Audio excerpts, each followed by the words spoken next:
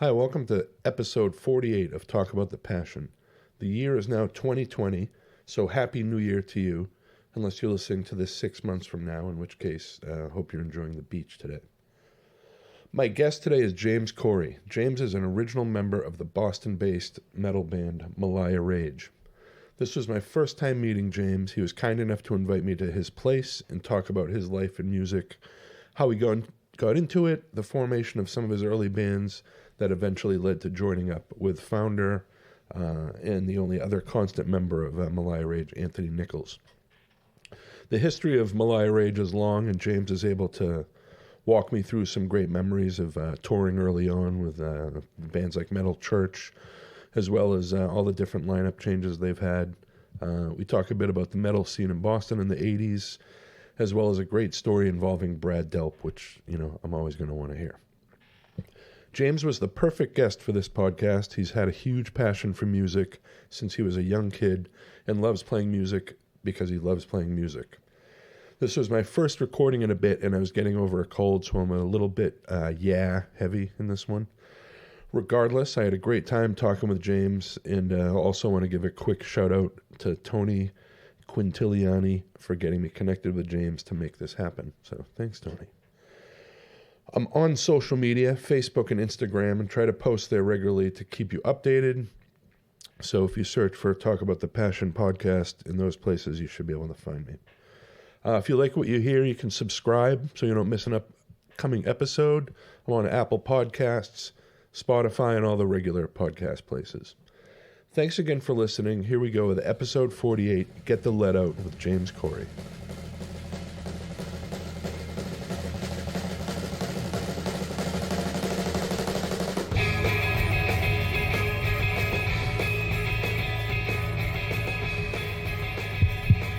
All right, I'm here with James Koury, Meliah Rage.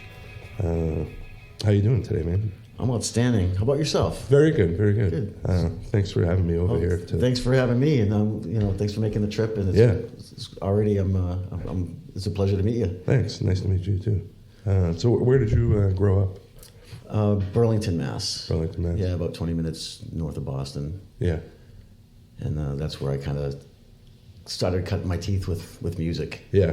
What did you do there as a kid? I just remember as a young kid, I remember my dad he was the one that showed me that if you play the Abbey Road record backwards, it said I Bury Paul. My dad, I think my dad was trying to scare me, but he was so into it, and my mom wasn't around at the time, or she was at work or whatever. And I remember that. Yeah. I remember my mom. When they get me my first guitar, they get me some songbooks, Jim Croce, John Denver. Oh yeah. And Simon and Garfunkel, and I remember when Jim Croce passed away, they played him on Midnight Special as a rerun or whatever. Yeah. And my mom had tears in her eyes. She got me out of bed to watch it. Oh, she really? knew that we listened to that kind of stuff together. Yeah. So your parents were into music? Oh yeah. Yeah. Yeah. Nice. So they were a big influence with how young were you when you first started? I think I was 9 when I got my first guitar. Yeah. But growing up, whenever we'd have babysitters over, we'd crank up my parents' Beatles records. Yeah. Fifth Dimension, Beach Boys. Yeah. Paul Simon's solo records, Simon and Garfunkel, John Denver. I'm sure there's a lot more, but those are the ones that stood out, Yeah. And how old were you when you first got a guitar? I think I was 9, but my mom bought one of those big acoustics that I couldn't get my hands around the front of. Yeah, and the strings are a foot off of it. So I think they waited another year and got me another acoustic, and I started taking lessons from the kid down the street. Yeah.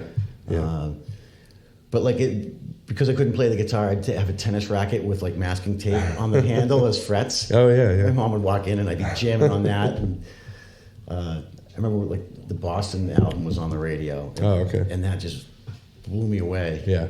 And I have an uncle who's only 10 years older than me. Yeah. And so he kind of turned me on to Aerosmith. Yeah. And I think I heard you were into the comedy records. Yeah. Steve Martin and George Carlin. Yeah. And, my dad had the Monty Python ones and stuff. Yep. Yeah. The white one with the guy on the front, real small with the head and the foot. Yeah. And I used to listen to those. I memorized those skits. Yeah. Oh, nice. And Cheech and Chong. Yeah. I'd be on the school bus at age 10 or 11. And I know, and it's funny. And I know, and it's fun. So your family were able to listen to those Yeah, with headphones. Yeah. It's funny to think parents now, you would just let your 10-year-old kid listen to the Cheech and Chong albums. So this uncle was an influence too with music and comedy and that kind of stuff. He played like some Stones for me in Bad Company and Thin Lizzy and all of a sudden I was 12 and I stopped playing sports with my friends. I'm like, I think I like music better than football. And they're like, what are you, crazy? Right. Like, you're not going to come out and play sports every day after school? I'm like, no, I don't. Yeah. I'm going to go home and like play my guitar now. Yeah. So you immersed yourself in music at that point. Yeah. Aerosmith in Boston like just changed my whole, from the early Beatles stuff to all of a sudden this stuff, Yeah. Yeah, because stuff was so catchy too, but it was heavy and big sounding. And so in that age, I think that's kind of what you're looking for too in music. We all have our albums that we remember when they came out. Yeah. So that first Boston one, you remember the first time you heard that? Yep. Yeah. And the first time I heard "Make It." Yeah. By Aerosmith. Yeah. And I just stare at the covers and look at the liner notes and be like, this one I want to do. Like, look at Joe Perry. I'm like, he's a cool dude, man. Yeah. Did you start going to live concerts early on? Not until I was 15, 16. I think I saw Cheap Trick. Okay. Down in Providence. Our friend's dad drove us down there. Yeah. And I didn't know Cheap Trick. Right. But my friend, it was his favorite band. And so I experienced that whole concert. At the very end, Steven Tyler and Joe Perry came out, and they played two songs. One was Day Tripper, and one was a Stone song that I didn't know at the time. Right. And after that concert, Steven Tyler was like running around outside, jumping on the hoods of cars with his fringe boots and just like as a maniac. Right. I ended up getting his autograph that way. Wow. Nice. And then he was like my idol. Yeah. To this day, his autobiography. Yeah. And I've met him a few times, and he's always been like the rock star to me. Oh yeah, yeah.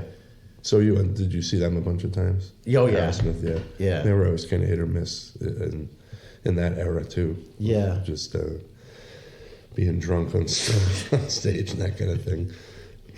But yeah, I love their stuff. Even through the later stuff, I think is great. You know? Like to how long? Yeah. So how long did you think was great? Well, up to Draw the Line, I love, but then I have a soft spot for like the Night in the Ruts album. I think it's pretty good. Even the Rock in a Hard Place has a few good songs. I'll crank up the whole album. Rock in a Hard Place. It's so loud. Yeah. It's like a lot. Yeah. It's a different Aerosmith album. Definitely. And then even when they came back with like Permanent Vacation and Pump, I thought those were pretty good. So like, I never got into like the rock ballads stuff they did, but right. That's when they started making real money. Yeah, exactly. But they earned their place. Same, absolutely. Aside from that one lineup change, it's been the same band ever. When Perry left for a little while. So. In Whitford. Yeah. Oh yeah. Which brings me to so now I'm like 15. Yeah. And my friend and I had a band. He played drums. He was a huge Kiss fan. Yeah.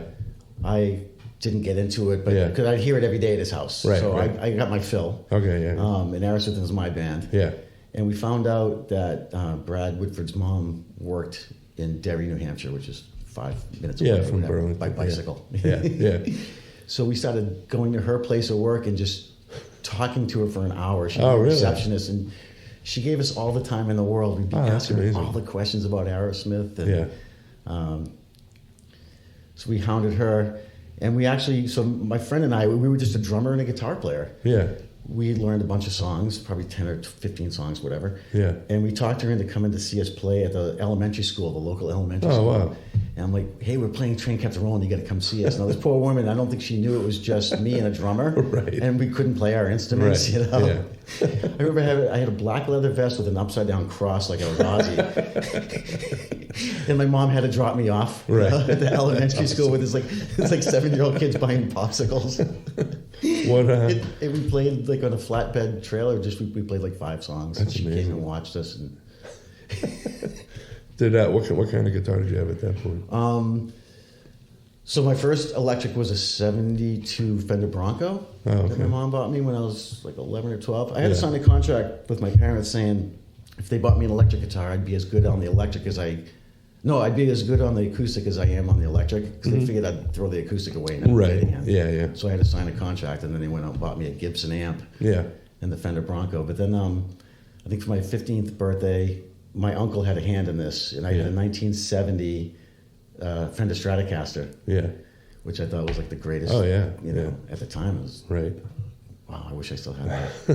And who were some of your favorite guitar players at that point? At that point, it was pretty much Joe Perry. Yeah. When I was 15, I think it was, Joe Perry and I don't know. I mean, Priest. I mean, I was listening, but now I'm listening to Priest and Scorpions. Okay, yeah. I think by then it was Def Leppard. As a matter of fact, the second concert I ever saw was Def Leppard, Scorpions, Priest at the Orpheum. Oh, wow. And that might have been in 81. Yeah. It was Def Leppard's first record. Oh, okay. Yeah. On Through the Night or, Yeah. Yeah. Nice. And I think, I forget the Scorpions album. Was it Love Drive at the time? Were they still touring for that, maybe? Maybe. Yeah. Or Animal Magnetism. Animal Magnetism. I'm so bad with dates. Yeah. I know. I'll go back and go, oh, that was 1980. When you think of certain things like that, like I was that young into that, so, but I think we grew up in a different time where word of mouth, I mean, it's easy for kids to find stuff now, but the word of mouth thing I thought was... It took some time. And it would make it out to us. And so did you ever end up meeting Brad Whitford? I did, but not through her, which is funny. Yeah. So then we found out that Brad Delp, the singer in Boston, lived in Londonderry. Oh, yeah, Some farmhouse out in the countryside. Yeah. And I don't know how, because there was no internet. And, right. We rode our bicycles down some dirt road and looked for his mailbox, and we actually found it. Oh, awesome. And he was home. His wife was like working, I guess. And he was home with the baby. Right. And he let us in the house. Oh, wow. And we told him how we're in a band. And he asked us if we played any Boston stuff at the time, and we didn't. I hadn't learned any. I thought the guitars were too technological, like with the sound and all that. I was kind of afraid. Right. I don't know why. I mean, I'm playing. Yeah, the sound of it was definitely. It was big. It sounded like it was from somewhere else. Yeah. So his wife had bought him a guitar. I forget what kind it was, but it had the Beatles mural painted on the back. Oh wow! And he let me kind of pick on that for a few minutes, and then we talked for like half hour, and I really wish I kept that relationship up, because we ended up being label mates. We were both with Epic. Oh yeah. 10 years later, I know, and right? I never went and saw him again after that. Yeah. It's kind of too bad. Like, hey, thanks for letting me in your house when I was a 15-year-old stranger. I know, right? That's interesting. Yeah. Fran Sheehan lived in the Swampscott where I grew up. Yeah. Did you ever run into him? You'd see him like every once in a while, and then in the summers they used to have these like a fireworks thing on 4th of July, and then in the day they would have like live music. And I feel like there was a couple times where there was like a super group that had like him and maybe someone from the Joe Perry Project. I think. Wow. Maybe Charlie Farron or one of those people would do these jam sessions. But I remember Fran Sheehan was always part of those. It was like Fran Sheehan and Friends or something silly like that. But that would have been like 1982, 83. I was like 12, 13 years old. So cool memories and stuff. I did bring Brad Delp to like our school for like Don't Look Back had come out maybe a year or two prior. Yeah. And I actually had him come to like career night or something like that. Wow. And I'm the one that brought him in there. Oh, that's awesome. He signed autographs for the 50 people that were in the room. You know? And they all crammed into one little classroom. Yeah. I don't think the teachers understood who he was until he got there. So I've heard that he was one of the most down to earth rock guys. Which I feel like a lot of the Boston rock stars that have gotten big are like that. I saw Gary Sharon in Newbury Comics one day in Peabody, like 10 years ago or whatever. And some guy was in there and he was like, "Oh my God, Gary Sharon, how you doing?" You know, and like, and he was so nice to the guy, and he was like, "Hey, I really appreciate it." And he's like, "Hey, hold on." And he went out to his van, and Gary Sharon came back with like an Extreme DVD form that had just come out. Like, that's awesome. He's like, "Here, man, you can have it." And the guy was like, but he was very nice to the guy, so it was. That's cool. That's kind cool of to see. Yeah, the way it should be. Yeah. As opposed to maybe Richard Blackmore. Yeah, I know, right. Yeah. So now you started getting into more heavier stuff? Yeah, I remember. So now I probably have my driver's license at this point. and I heard Blizzard of Oz for the first time, and that just sent me through the roof too. Yeah. Actually, before that, Van Halen. My uncle gave me the first Van Halen cassette. Yeah. Or album, and you know, that was a game changer. I listened to right? him talking. Yeah, definitely game changer. Listened to the guitars on that, and I'm like, what the heck? Yeah. And then Blizzard of Oz, and you know, I was already into like Sabbath and stuff like that, but you know, Randy with his sound all of a sudden coming in with this faster stuff. Yeah, you didn't hear that kind of guitar playing before Eddie and Randy and those guys. Yeah. Richie Blackmore, but he wasn't playing like that. Right. He was. But I like the Richie Blackmore, like the neoclassical sound. Yeah, of course. And like Uli Roth from the Scorpions. Roth, he was always one of my early favorites, the early Scorpion stuff. Sales of Sharon. Oh, yeah. Yeah. All that. The intro to that song is still gives me like chills when I hear it. It's definitely stands the test of time. Yeah, it's timeless stuff. Oh, yeah. I think. Yeah. I got into that their early stuff way later. Like I only kind of knew them from the album with the zoo on it, Animal Magnetism. Mm-hmm. My brother had that, so I only kind of knew him from that, Blackout and forward. And then maybe in the last 20 years, I finally went back, and I think I had heard the Tokyo tapes, and that was the one that was like blew my mind when I heard that. And Fly to the Rainbow, all that. Yeah. Stone the Crow. Lonesome Crow. Yeah. Stone the Crow. What is that? Phil Anselmo's Down, that band. That's one of his songs. So what other kind of stuff were you getting into? So, I mean, I pretty much everything that was metal at the time, and Accept. Yeah. So I'd listen to Accept. They were my favorite band for the longest time. Wolf Hoffman to this day is one of my influence and one of the guys I can just always listen to. I love his new classical stuff. Putting out. Yeah. Where were you were you going to Rocket Records up in Nashua?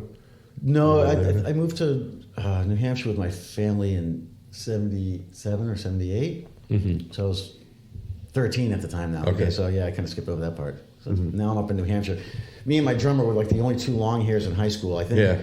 Other than like a senior that played guitar, and he was playing Bruce Springsteen stuff at the local parties for all the cool kids. Right.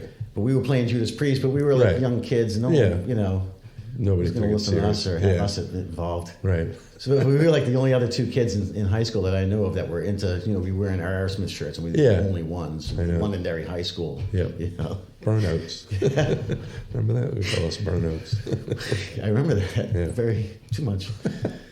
So we ended up getting the rest of the band together, me and this drummer. Yeah. We found a rhythm guitar player and a kid up the street. His older brother had a guitar, but we didn't have a bass player. Right. One had a bass, so we just told him to take a couple strings off and just play the low E on most of the songs. And we just show him how to play low E on the guitar. That's awesome.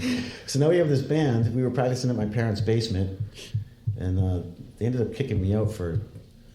I used to skip school with one of my older friends, and he'd drive me to my parents' house. Yeah. Sorry, Mom and Dad. I'm sure they already know this. We'd skip school and play guitars and drink beers. Yeah. But then my band kicked me out because they'd come over to practice after school, and I'd be probably 2 beers in, and I'd be wasted. Right. And they kicked me out because they're like, you're not taking it seriously enough, and you got other things going on. Right. So I ended up... I think I ended up playing. My sister plays drums. She's a drummer for Muck and the Myers. Oh, really? Boston. Oh, okay. Yeah, I didn't know that. Yeah, she's a phenomenal drummer. Yeah. That's a cool band too. You like them? Yeah. They like that garage band. They all wear they all wear the shirts. Same. Yeah. Yeah, they're really I think good. They just played a couple of weeks ago somewhere.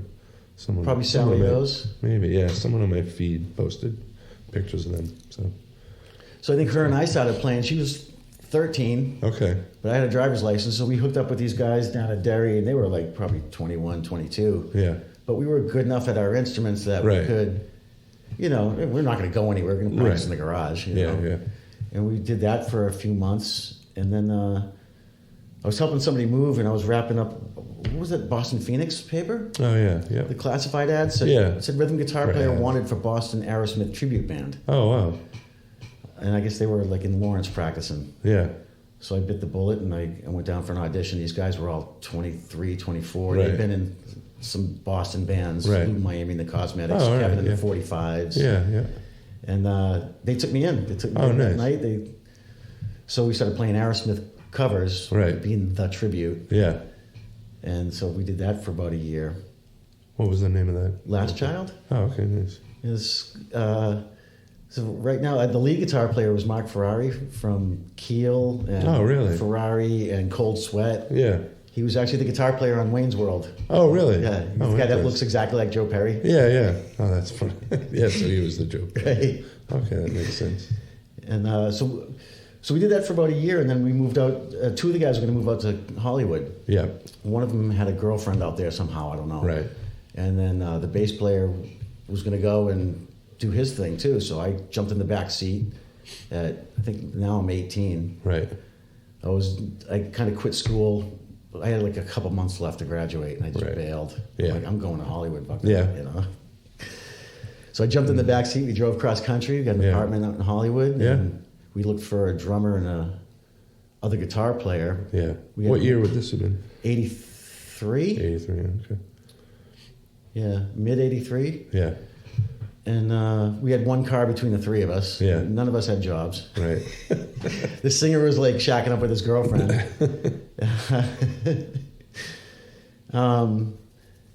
The singer ended up just hanging out with his girl, and the bass player, he ended up hooking up with Punky Meadows from Angel. Oh, yeah. And they started like writing tunes together or rehearsing together. I don't know if he was getting Angel back together or something new, I forget. Huh.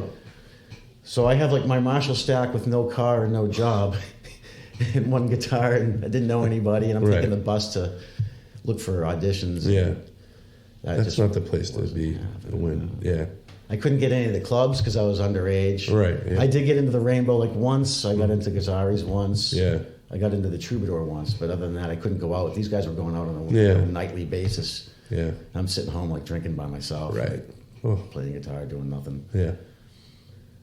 But I met a lot of people out there. Yeah. Made a lot of contacts. Yeah. And I came home like a year later, not even a year later. Right. I'm glad I did. Yeah. Because my path went, Yeah. I think probably turned out better than if I had would have stayed out there. Yeah. Maybe got involved with some bad people or something. Yeah. Yeah. Of course. Yeah. Yeah. It's so this is this when did Meliah Rage? So that was a few years later. I met Tony through the Boston Phoenix. Yeah. He was looking for a guitar player. Yeah. That was in 85, 86. Yeah. So when I came back from California, I went to a show watching a band do a sound check in this guy from Methuen, Mass. Yeah. He was in a band called Meliah Craze. Oh yeah. And they were like half covers, half originals. Yeah. And they were more like glam rock, Motley Crue kind of stuff. Yeah. And he asked me if I wanted to play. I'm like, sure, I'm not doing nothing. Yeah. So I did that with them for about 6 months to a year. Yeah. And then one of the guys went to Florida, and the singer wanted to quit. And I'm like, you know what? I'm not starting all over. I mean, I don't want to continue this playing. It's half covers. Right. And then I saw Tony's ad looking for original metal. Yeah. And so I went down and auditioned with Tony. Yeah. He didn't really like me at the time. Oh, yeah? I think I was too rock for his metal. Yeah. He wanted to be Metallica, and I was like, well, I listened to Michael Schenker, Joe Perry, Uwe Roth. Yeah. And but I kept calling him, and I went back down a second time. And he was like, just work your ass off and learn these songs and make up some good leads and help me write. And nice. And it ended up working out. Yeah. Yeah, I think when you have that initial two sort of different things coming together, a lot of times it makes something even better, they complement each other. Yeah, exactly. So if you get 5 guys that just all want to be Anthrax or something, it's just going to be another cookie cutter, generic thing. So because when I listen to the early Meliah Rage, I hear like Riot and Michael Schenker and that kind of stuff. And so, but with like thrash too, So yeah, if you have 2 guys doing the same thing, what's the sense, right? Yeah, yeah. Nice. So Tony wanted to be, Metallica too, and I'm like, well, that's cool. I love the songs. I love the songs Tony was writing, and we kind of complimented each other, and I work my can off. I try to pull from all my influences and take solos note by note of what's going on in the background and make it a little song as opposed to just a bunch of licks. Right. Yeah. And I kind of just fell into that little groove, and Yeah. And it worked out. Good. So did he have a rhythm section already as well? He had like his high school friends, and they'd come and go. Yeah. You know, we lose a bass player, get another bass player, drummer. Right. So I took the singer from Meliah Rage. Yeah. And he joined for a little while. Okay. And then he quit. Then we found Mike and Stu. Yeah. And I was leaning up against my guitar case that had a Meliah Rage sticker on it. Yeah. And he's like, "What's that?" I'm like, "It was my old band that I was in." He's like, "I want that name, but let's change Craze to Rage or something." Oh, really? Yeah. Okay. It might have been Stu. I just remember Mike and Stu were the new guys, and I'm like, "Whatever you guys want, you know, I don't care." Yeah. Mike's very intimidating. Yeah. Did the initial band hear about that? So I actually called him up. I called the guitar player, founder from Meliah Rage, and he's like, "I don't give a crap." He goes, "We're not using it. What are you going to do with it?" You know. Right. I'm like, "All right, as long as I get your blessing." Right. And then I saw him a few years later, and he was pissed. Yeah, of course. And that name is derived from what is the? We like to tell stories. They told me something about an Indian tribe that painted their faces, smoked opium, and got all crazy over the fire before war, the night before war. You know. Yeah. Okay. And so we kind of used that, and Yeah. And that Kill to Survive album almost encompasses that exact thing. Yeah, the whole Native American thing, which we weren't sure if that should be like an Eddie thing with Iron Maiden and keep it going or not. We didn't want to get trapped in that album covers, but So how long before when you started did you guys then start playing out? Probably 2 years. Yeah. With all the lineup changes. Yeah. So you guys were able to like sort of figure out, the best. It's kind of cool that you know. Sounds like you guys worked on the sound. We made sure everybody was in place. Everybody could play their parts, and we were all into it. It wasn't just a weekend hobby. We were rehearsing 2 nights a week. We had enough songs. Yeah. And I think we started playing out in '87. We only did 7 shows. Yeah.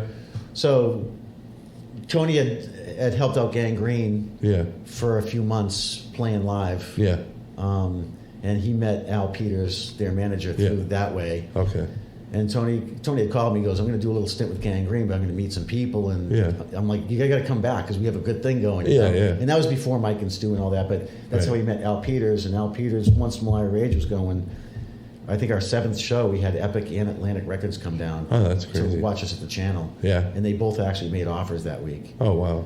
So we were like this, Yeah. But Epic had made the better deal, and they told us they were going to really take us on as a family as opposed to being lost. Yeah. So we thought that sounded better. Yeah. And then you put out the first Kill to Survive was the first. Yeah, that was the first one. I remember our first show though. I got to tell you this because you know the guys. Yeah. Our first show, I was backstage like warming up on guitar, and I'm feeling good about myself, which is one of the 3 times in my life. I'm like really confident. I'm very excited. It's our first show. I'm the lead guitar player in a new metal band in Boston. Yeah. And I heard Rich Spielberg warming up in the other room, who was headlining. Yeah. And I didn't even want to go out on stage after that. I'm like, you're just intimidated. I got to go home and take lessons now. I can't go out there. Yeah, very intimidating. Yeah. But they're like the sweetest guy, Oh, we're friends to this day, absolutely. Yeah. That's funny. Do you remember who else was on that bill? I don't. It might have just been us and them. Yeah. It was at Celebration on a Wednesday night. Yeah. I went to a bunch of those shows there. Yeah? Yeah. Yeah, those are good times. Good days, yeah. Narcissus upstairs. Yeah. And then for a while, sort of later, I think it was maybe 89, the channel was doing like metal nights on like Tuesdays. They had like, I think King Diamond was there one night, Pantera. I was all sorts. I was there for Pantera. Yeah. With Rat Child America? Yeah. Who else? And King's X I saw there. Rigor Mortis. Just a bunch of those, like sort of right before death metal sort of started happening. Came in. Yeah. But going back, so he played with Gangrene for a little while, and then I think it was like a few months. Yeah, and then you guys get signed. And we get signed, and did you tour from after that? We did. We did the States. Yeah. For 8-10 weeks. Yeah. And this is where my memory is just bad. I think we cut the tour short by like 4 dates. I don't know if Mike was homesick. He was young at the time. He was. Yeah. If we were 22, Mike was probably 18. Right. Okay. I don't know if he was homesick. He said his voice wasn't feeling great. Right. We just stick it out. We got like 4 shows left. Every show is another possible amount of fans. Yeah. Yeah. Of course. So we canceled like the last 4 dates, and then I heard we were offered a tour with Exodus, and we passed that up. Oh wow! I'm not going to blame it on any one person, right. but we didn't go. Yeah. And that was really bad. Yeah. So we went back and we recorded the second record. Yep. And then we went to Europe for like 3 or 5 weeks. I don't remember. Right. Let's say 4 weeks just to cut it. Yeah. And we toured with Gangrene over there. We toured with Metal Church here. Okay. And we toured with Gangrene over there. Nice. And their fans were pissed because we filled in for somebody. It might have been Corrosion. So it was like a last minute change that added you guys to the tour. It might have been like Agnostic Front or Corrosion, and they were pissed. Like, we didn't come here to see fucking Metallica. We wanted to see, punk. Right. Yeah. But we had some fans too. I remember seeing like people with signs. Yeah, and that was the era too when those musics, I think, started, like the fans started to cross over. Absolutely. Like 85, 87, That had already started, Yeah. So. And this was in like 89, actually 90, early 90. Okay, yeah. When we were over there. Yeah. And we had a blast. Yeah, and you guys were received. So when you did the first tour in the United States, how were you guys received, and how was that experience just great playing around? Oh, great. We thought, and I've heard this before too, we thought we were on our way. We had a bus. They gave us a bus for our first tour. Yeah. Like, who gets a bus for their first tour? It's not like we're on the radio. Right. But we were on MTV, Headbangers Ball. Yeah. Which helped a lot. Yeah, of course. We were living the life. I quit work for 3 months. Yeah. I'm like, hopefully I'll never come back. Between that and the studio for a month, we were like living at the studio in Rhode Island. Yeah, we just buy lockout for like 4 weeks. Right, and just all live there. Nice. And like, I don't care. My rent's getting paid, and I can eat. Yeah, I'll do this for the rest of my life. Yeah, and then so going to Europe, how we were aside from the. Some of the fans, the hardcore people, not. But you gain a lot of. I don't know. It was probably 60-40 positive, if not more. Yeah. All I took back was positive things from that. I mean, to go to Europe and it wasn't like I was taking home a check every week. Right. But I didn't have to worry about money. Yeah, and you were doing something you loved doing anyway from early on. So. And obviously we made fans over there, and there's a lot of metal kids over there too. Yeah. I like to think there's at least one person that came just to see us. Right. Like, there's a metal band. They're playing with a punk band, but I'll go and leave. Right. Yeah. That might have happened. Yeah. And then was Solitary Solitude after the next one. That was the second record. Yeah. And that was also on Epic. Yeah. Yeah. They put out that live album because they needed the money for the second video. They were spending like $30,000-$40,000 on videos back in the day. Yeah. I know it's nuts, right? It is. It's crazy. Yeah. You go there, you go to the set, and there's like 20 makeup and food people there, and we're like, how long is this going to take? Right. With the railroad tracks, with the cameras. Yeah. This is a fucking metal video. It's not. Yeah. How was that experience? So it was embarrassing. Yeah. I feel like a lot of bands, because you just want to play music, but at that time, that's sort of what you did. You did get lip syncing out there, and you lip syncing in front of like 30 people. Yeah, they're all like, "Oh, really?" Yes. Fucking booms and like they have real jobs. Yeah. They're getting paid by studio companies. Right. They're probably also going, "Fuck, why am I fucking here?" That's their first gig. Yeah. We have to go shoot a metal band lip syncing. These punks. Yeah.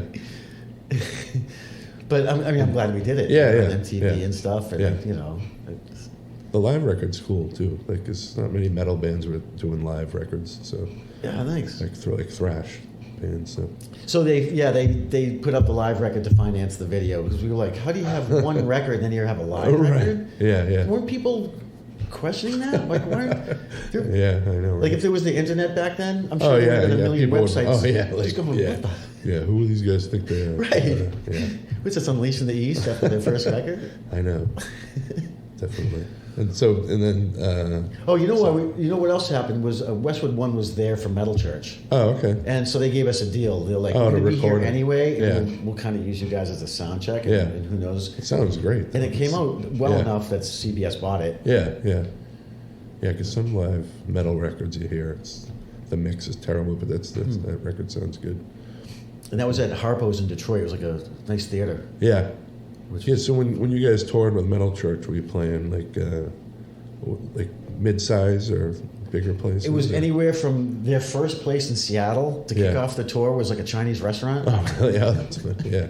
But I guess it's a place they used to go to all the time. It was a big Chinese restaurant. Yeah. And we were like, we got off the plane like, this is where we're playing? Like, seriously? Like but then Spinal Tap moment. Yeah. But then there'd be some smaller theaters too. Yeah. Anywhere from clubs where you're playing on the floor. Yeah. And then there'd be a theater with 3,000 seat or whatever, and like, okay, I can do the mix. Yeah. And we were just happy to be playing. And they were pretty new at that point too, weren't they? Metal Church. They had. Was that on the Dark album? No, that was Blessing in Disguise. Okay. When Mike Howe had just started singing with them. Yeah. Okay. Fake Healer, and I think they had just started getting radio play. Really at that time. That was 80. So they were on their way up a little. Yeah. And they were a great bunch of guys. It was all a different crew. Yeah. From, Kirk wasn't there. He had taken his hiatus. Right. So it was all different people. Yeah. And then, I used to listen to that first record. Yeah. And then all of a sudden I'm on tour with them, I know.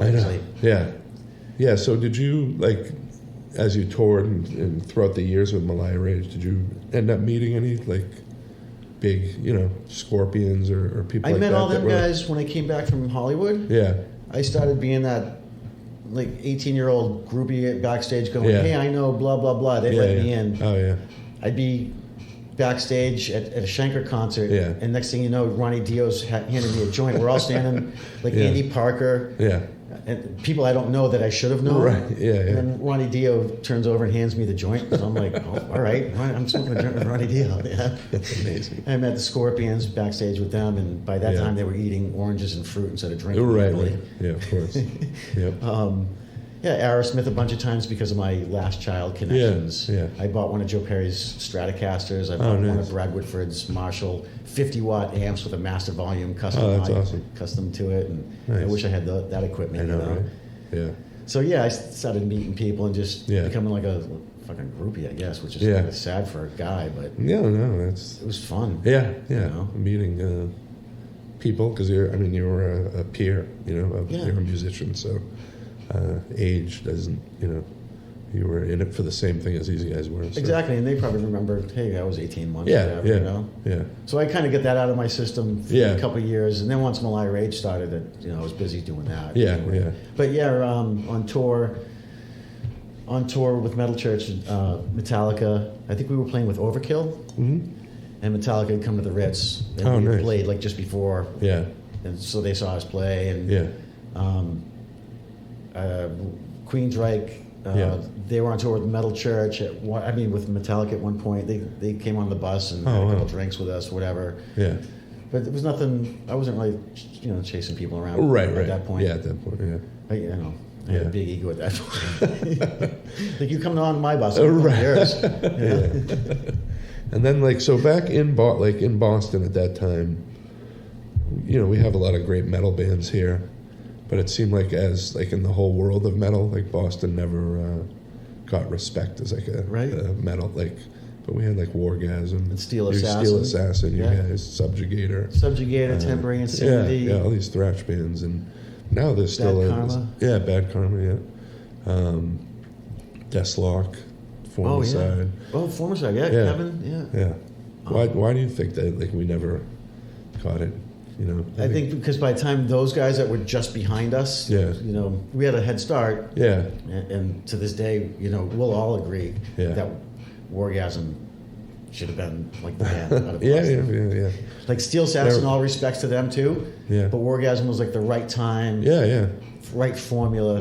Three dudes just bashing their brains out. Yeah, and they got fucked by the label. Absolutely. As Bob talked about a little bit when I had him on the podcast. Episode 29, was it? Yeah. So. Yeah, I feel like they deserved it a lot more than we did. Yeah. I mean, I can listen to their first album. I can't listen to our first album. No. I was thinking of like the beginning of the end. Your song. I put that with like 2 Minutes to Midnight, Living After, like as like just a classic awesome stuff. That's cool. Song. Thank you. Yeah, but I put You Guys and Wargasm right the same. Cool, thanks. Yeah. But so maybe those guys that were just behind us. Yeah. The times have changed. You know? Yeah. I mean, we got cut from our record label because of grunge in '91. Yeah. So that was my next question. So I'm you sure guys end up getting dropped. It's the same thing. Yeah. They probably got frustrated. People weren't going out to see metal anymore. Yeah.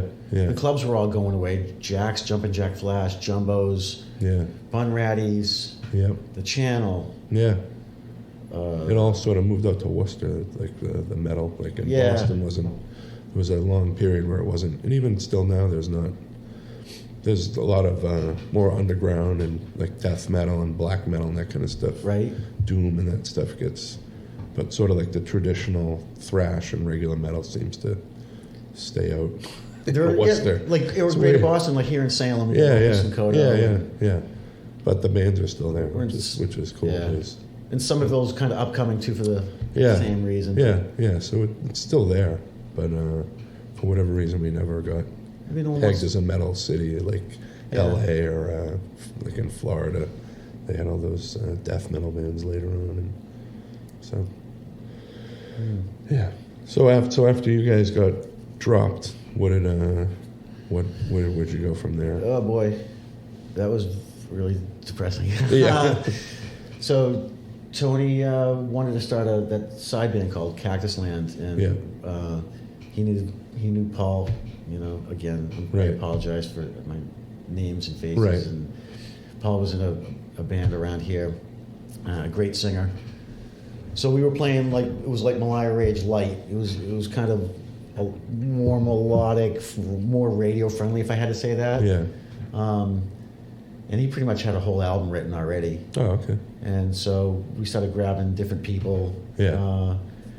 And we actually got signed to, it was Aureus Records, and I think they were a subsidiary. I thought they were a subsidiary of Warner Brothers, but I forget. Yeah. We got signed. We did a record. We shot a video, and then we never got distribution. Huh. So the whole thing was canned. Oh, Jesus Christ. So we spent like a year or two doing that. We played a bunch of shows. Right. It was too heavy for radio, but it was too light for metal. So it was that era of music where it seemed like they didn't, like the labels had a specific idea of what they wanted, but also a lot of bands got fucked because of that. That gray area. Yeah, if you were too metal or too... It was like the King's X... Yeah. You know what I mean? Yeah. Not heavy enough for the heavy kids. Right. Too heavy for the radio or whatever. And then it sounds like the Beatles sometimes, those guys. They were my favorite band, though, at this time, in 93, 94. Yeah, so you listen to a lot of that kind of stuff. King's X and Galactic Cowboys. Oh, yeah, Galactic Cowboys, yeah. Yeah, you remember them? Yeah. I can't remember what they sound like, but I remember the band. They were like King's X, but heavier. Okay. A lot heavier. Oh, all right. And the same Journey harmonies or harmonies. Yeah. Nice. I bought every one of both those bands' records. I went and saw them every time they played. Yeah. And to this day, I see King's X every year. You know. Yeah, they put out a lot of good music. Yeah. Yeah. And they're great musicians. And those guys too. They still go to the back of the room and sign autographs for 2 hours if you want. You know? Yeah. That's down awesome. to earth after 15, 20 hours. Yeah, I know, right? That's cool. Those poor bastards. I mean, they're playing, 500 people. I know. It's cool to see all these bands are back out there. It's also sad that they're playing smaller places now, but selfully I'm glad because I don't have to go to this. Exactly. You can go to Beverly to see Ace Frehley. Yeah. If you like Ace Frehley. But it's $20. It's 20 minutes away. Yeah, exactly. Beers are $7. Yeah. Who wants to? Yeah. I know. I went to see Iron Maiden last summer. And normally the really big shows at this point I stay away from, but I live like 10 minutes from Great Woods now, so I was like, yep, I'm going to go see Iron Maiden. Because I don't know when I probably won't go see them again at this, I've seen them so many times. Yeah. It was such a good show that it would be a good bookend to...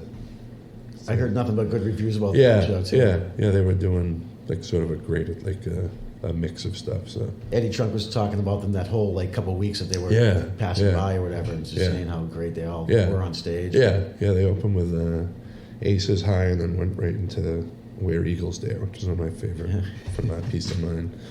So Flight of Icarus, it was good, definitely a good tour. So now grunge is happening. Yeah. And you guys are. So Meliah Rage is kind of on hold. Yeah, the Cactus Land thing came and went, and what happened after that? I think Tony did another side project with just Paul, the singer. Yeah. And it was really poppy. Yeah. And they did a CD, didn't play any shows. It was a studio thing. Yeah. And then Jack Kranicki from Backstreet Records, and I think he was from New Jersey or Connecticut. Yeah. He took us on, and we did Death Valley Dream. Oh, yeah. Meliah Rage. Yeah. Comeback. Is that with Sully? That was with... No. I missed that whole era. I'm sorry. No. So after Cactus Land, I think we kept going to the studio doing like 3-song demos to get Meliah Rage back together. Yeah. And we had so many people come and go. We had kids flying from St. Louis, and they live at my house or live at someone's house, whatever. And Sully, we found Sully through, forget what band he was in at the time. Right. Was it Seika, maybe? Oh, yeah. Strip Mind or Seika or whatever they were called. I think it was Seika at the time. Yeah. And we just said, we did 3 demos, 3 songs each, but all with pretty much 3 different rhythm sections. Yeah, each time, It took about a year and a half to do that. And they were all just demos. Yeah. And then we all split up again. And then we talked Mike into coming back. And we got Bob Mayo to play bass. Yeah. And we did Death Valley Dream. Yeah. And we did that record. And we played a handful of shows. And I think the record's great. Yeah. It was really kind of different for us. Yeah. There's a punk song on it. And we fucking played a show with Warrant. Oh my God. So this guy Jack, he put a ton of money into us. Yeah. Like I'd go to a show, and in the foyer there'd be like Meliah Rage lighters and coolies and like what the? I thought it was great. I'm like, right, maybe we're gonna make a comeback. Yeah, definitely. And someone cares. And this is the early '90s now. This is 95. Yeah. 95, 96. Yeah. And we played with Warrant, and either they shut off our power, or all of a sudden everything shit the bed. Right. We ended up playing like 4 songs. Yeah. Then we left. It was out in Worcester. Yeah. And we got a flat tire in the van, like 1 a.m. on like it was fucking Thursday. Yeah. To be at work. Yeah. And I was like, I'm fucking done with this shit. Yeah. Dealing with that. Yeah. And I think the other guys were too. Yeah. And then nothing. Yeah. In '96, I played guitar, but I was like learning Galactic Cowboy songs or something. Yeah. Just sort of for yourself to keep yourself busy. Yeah. Yeah. And the constant throughout the band has always been you and Tony. Yeah, absolutely. Yeah. And you guys are close. We've always been on the same page. I've given up some opportunities. Yeah. Some regrettable, some not. Right. And I'm sure he's I'm sure he's had opportunities, whatever. But we've always stuck together, and it works well. Yeah. And what brought you sort of back after that? So in 2001, I started playing with a cover punk band just for something to do. Yeah. And in 2002 or 3, Tim Kukas from Screaming Ferret Records up in New Hampshire wanted to put out like the demos, call it Unfinished Business. Yeah. So we took the 9 songs we had from the 3 demos, and he released that pretty much on his own. Right. And then he had a label, Screaming Ferret, that he ended up getting enough money together, and he wanted to put us in the studio for Barely Human. Okay. So we couldn't get Mike back. Right. We got Jesse back. We didn't have Stu. We got Barry Spielberg from Orgasm, the drummer. Yeah. And Paul to sing. Yeah. And we went and did Barely Human. Yeah. And we did the record and the video. Yeah. And started playing some shows again. Nice. I think. I forget. I don't think we played Local Bazooka at that time. We go to Chicago for like a Metal Fest, or we do some one-offs, little festivals and stuff. No touring or anything. Right. Yeah. But I was so psyched. I just playing again. And you guys dip back into the old stuff too. Yeah. Paul didn't really want to sing the Mike stuff though. Yeah. So we had to pick and choose. Yeah. Okay. Which was our thing. Right. Yeah. Jesse left. Yep. We got Darren to play bass. Mm-hmm. And Stu came back, played drums. Yeah. And we did Deep in Dreamless Sleep, which was a lot heavier than Barely Human. Right. And we love that album. We played Loco Bazooka, and was that 2007 maybe? Yeah. And we ended up, ironically, touring with Metal Church again. That's right. what Meliah Rage actually means. It's an opening band from Metal Church. That's actually the real meaning. And it's unbelievable. It was a whole different bunch of guys. They had their lineup after 10 years. You know? We shared a bus with them again, which was awesome. A great bunch of dudes. Yeah. How was that tour? That was fun. Yeah, in the States and a lot of theaters. States. Yeah. And there was a couple shows that like Testament or Overkill would jump on. Oh, nice. New Jersey or New York or whatever. Yeah. And they'd jump on for a one-off. Oh, that's awesome. The tour itself physically sucked because we lost heat on the bus for about 3 days. It was the dead of winter. I don't know whose idea was it to get on a bus like January 3rd. Right. Oof. Yeah. You had to go through Colorado, just the dead of winter. We're wearing our coats to pod, called bed, whatever. Pod. Yeah. And you could see your breath, and then you'd wake up in the bus, 30 degrees. But we had a blast. We loved those guys. Are great. Yeah, they're nice to us. And, and metal at that point was doing well. So it's back. People were. I mean, it never sort of went away. I think the fans have always been the most loyal for music scenes and. We're always there. Yeah. Even the guys that are in their 50s with kids and real jobs and stuff, I'm sure they come back from time to time. Yeah. Like you said, it gets to a point where you can't really, unless you can really do it for a living, but if you can't, it's nice to just do little one-offs and shows here and there, a little brief tours. So we toured with them we did the States again. Yeah. Nice. And what happened after that?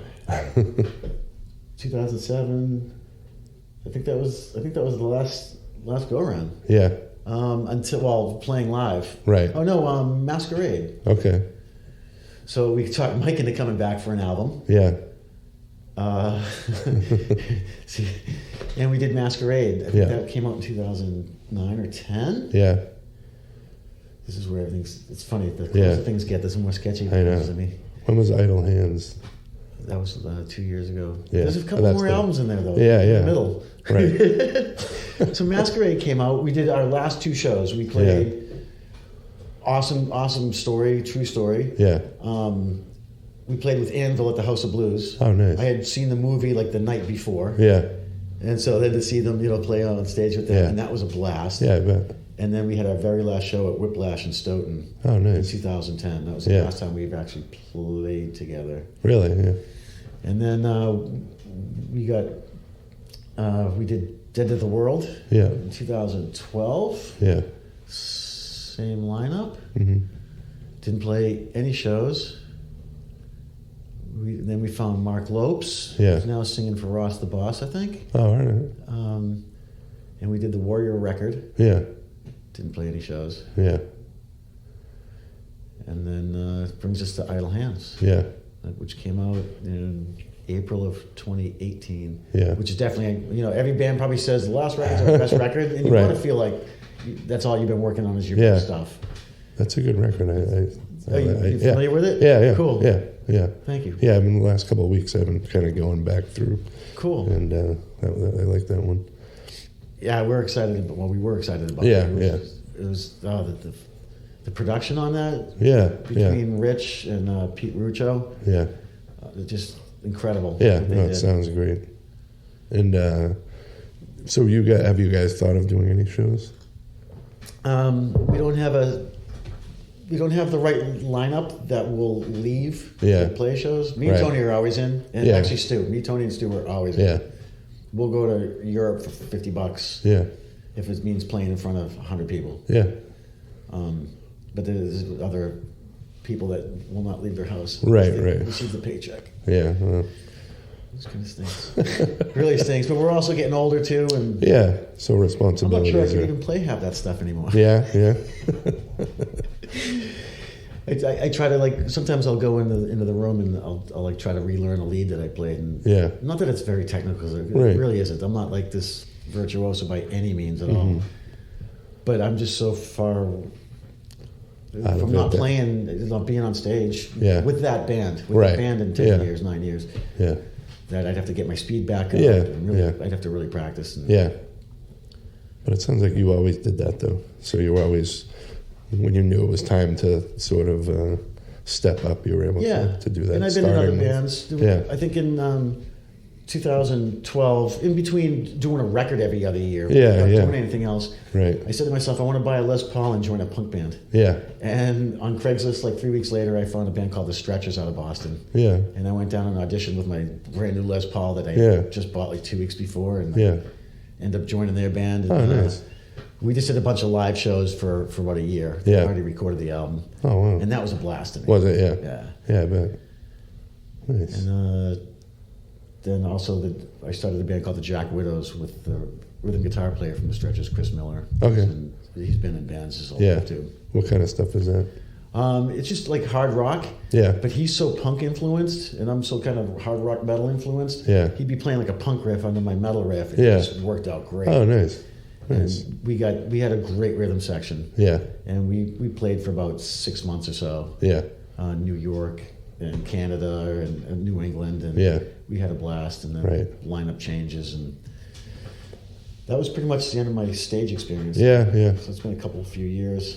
So if anybody's looking for a guitar player, let me know. And then as far as Meliah Rage releases, they just reissued one of your records recently. Is that true? Deep in Dreamless Sleep. Was remixed. And remastered. That kid Pete Ruccio, he just man, he loves the band so much. And he's a big fan of Paul, and he's a good friend, and he just sometimes he'll just do shit on his own time. And Dive Bomb Records has been awesome. They've been releasing everything else on vinyl. Like almost every one of our albums are now on vinyl. Album. Oh, nice. And there's so many re-releases, I can't even keep tabs. I'm like, Tony, just save me a copy when it comes in the mail, and I'll pick it up. And he just gives me a bag of swag, and I'm like, nice. I'm like, what am I going to do with these? I'd love to listen to them on my turntable, but right now I don't have a turntable. It's in your storage. Once I move and get to a permanent place. That's what I did. I've been in my place now for a few years, and I had records in storage for years. Now that I feel sort of settled, I've set up a turntable and started buying old records again and shit. So it's a good feeling once you But part of me is like looking at all of them now and going, fuck, I have to fucking move again. I get to deal with all this shit. So part of me is like, all right, maybe you should stop, because I've gotten to that nerdy music guy thing where I'm like buying different, I have like 4 copies of the Sabbath Volume 4, like the Japanese one, I don't think that's nerdy. I think it's like music, and that's I mean, drugs or alcohol, that's a waste of money. Exactly. You have nothing to show for it. Exactly. Brain cells or that's something. How I feel, So. The records are tangible. Definitely. I mean, other than having to get up and switch it every 20 minutes. But, I mean, who doesn't want to, like, look at the It brings that whole thing back to me, is when we were, like, younger, and you'd get a record, and you'd sit there and, like those, Sabbath albums or the Ozzy album or Scorp, any of those records that had cool covers, like Blue Oyster Cult. You'd sit there staring at them while listening to it, So to this day, I mean, if I really want a record, I'm going to go and buy the CD or the record. I want it in my hands. The digital downloads. I mean, I can listen to Pandora if I just want to hear the tune. I've been buying CDs still, because when I bought this car, I made sure it had a CD player too, because I still have so many. I have thousands of CDs. They're all in like the wallets now and stuff. So, but is it hard finding a car with a CD player? I don't think they're making them now, or they're probably, mine's a 2016. But I imagine they're. Of course, I felt like that when they stopped having ashtrays. I'm like, I'll never buy a car without an ashtray. I know, right? Guess what? I still it's so weird. I know, or the cigarette lighters. Now it's for to charge your phone. It doesn't have the actual cigarette lighter in it. It's weird. But sometimes you go on an airplane and there's an ashtray still. Remember those? It's just weird to even think. I remember that when we went overseas with Gangrene, we flew British Airways, and for some reason, it was one of those double-decker planes. Oh, nice. Yeah. Model that is. Yeah. But it was open bar. Yeah. And you could chain smoke. Oh, yeah, And so we would all stand on the spiral staircase because it was like 15 or 20 of us. Yeah, yeah. Just, tearing apart the bar. Imagine Gangrene. I know, right? That's awesome. They must have been getting great gas mileage out of the plane because the load was so lightened by the alcohol consumption. Yeah, seriously. I know, right? As it moved. That's funny. Just chain smoking for an 8-hour, 12-hour flight, whatever that was. Yeah. Of course, we all slept on the floor at Heathrow once we got there. Oh, yeah. We were all passed out. Yeah. Just laying on the floor next to our guitars and waiting for someone to come get us. Yeah. You miss all that Absolutely. stuff? Yeah, yeah. But it's. I'm still like 16 in my head, Yeah. I take off to play in a shit band to not, to play guitar every day. Yeah, yeah. I mean, not that I can't play guitar every day anymore, right. But there's nobody listening. Yeah. And you always have it for yourself. Right, yeah. But it's nice to have, someone else dig what you're doing, or a crowd of people digging it. Yeah, or even just to be in the room with your band. Yeah, and have it all come to life. Just a rehearsal. Yeah, that was when I played music. That was one of my favorites. It was great to play shows and have people say, "Oh, you guys are great," but the moments when it was just us in the room, nobody in there with us, no girlfriends and no friends, just the three of us creating. That was the best. Putting music together, recording it, and that was where it all happened. That's where that feeling comes from. That's why you started to begin with. Yeah, yeah, exactly. You're actually doing something. Yeah, yeah, yeah, and it's a lot of work. So, but it pays off to you guys when it finally comes together. Right. So, definitely. I had a bandmate of mine, and we were rehearsing once or twice a week, whatever it was, and we're playing shows, and we're recording, we're in the studio, we're working out all the bugs, making sure the record's going to be just perfect, and we're worrying about mixing and the whole bit. His ex-wife now, his wife at the time, he came home with a CD finally after a year of practicing and shows and recording. He's like, this is what I've been doing every Wednesday night. Right. This is it. She's like, that's it. That's why you've been gone every Wednesday night for a year, and a lot of Fridays and Saturdays. That's why you have to show for it. And that sucks. Of course, they're divorced now. But yeah, it's not the right woman that doesn't appreciate that.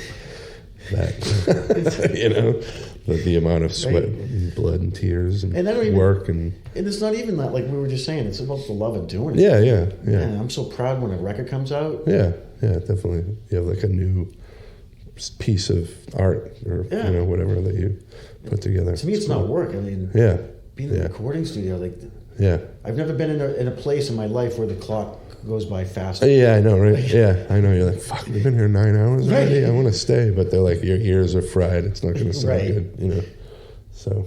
But then at work, or if you're bored on a Sunday, you look at the clock 3 times and you're like, oh, man, I wish this was recording time. Yeah, definitely. Well, to wrap it up, hopefully you guys play some shows again at some point. I hope so too. Thank you. It'd be great to see you. And you have anything else you want to add or anything that's? No, I appreciate you having me. It's been a pleasure talking to you. I know we just met, but we have a lot in common. Yeah, definitely. I think we probably have a lot of friends in common. And so crossing the same circles for the past 25, 30, I'm not going to I know, however many years. 20 years, let's say 20. 20, that sounds good. All right, man, thanks a lot. Thank you. All right. Take care.